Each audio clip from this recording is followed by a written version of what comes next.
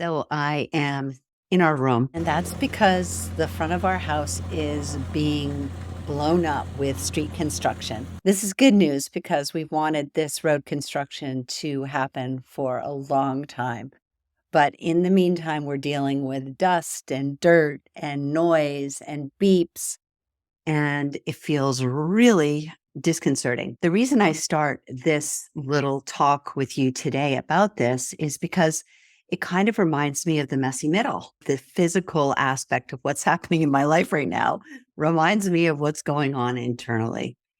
And what does that mean? Of course, there's many definitions of the messy middle, but I don't think any definition is really pertinent unless it applies to you. There's times where, in the midst of the hard work of my life, the path I know I'm on, which is that I am here to break through my suffering and therefore support others in breaking through theirs. But that doesn't mean that suffering isn't going to be a part of that learning. I've really come to understand this. I've come to understand that all the lessons lie in the struggle or the suffering or the challenge. That in fact, when we can understand that the tools and resources that we cultivate to support our moving through these challenges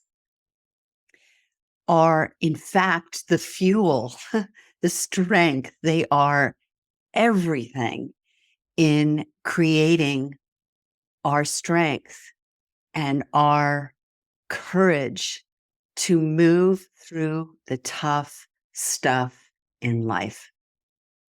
Boy, it would be one thing, wouldn't it, if just magically, like this road, it just got done. It was like, oh, yeah, I can imagine how beautiful it would be to have this beautiful road or have this beautiful life without all the disturbance, without like digging in and dust and trucks and noise. And then in our own life, the disturbance, the challenge, the tears, the questioning, the doubting. Wouldn't it be something if, in fact, we could get there without all of that? But we can't.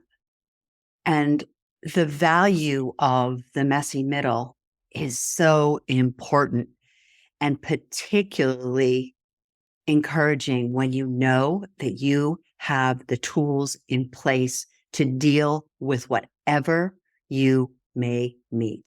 That's the good news. I oftentimes find myself in the messy middle in this place of going, man, you're strong.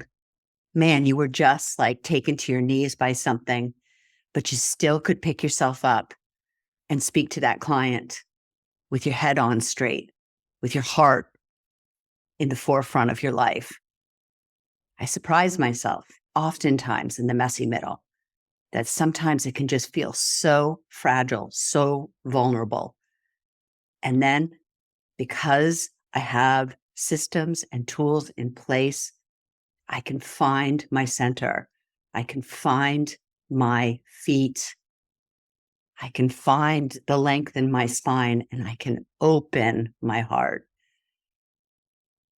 And truly, I think that's the best we can do.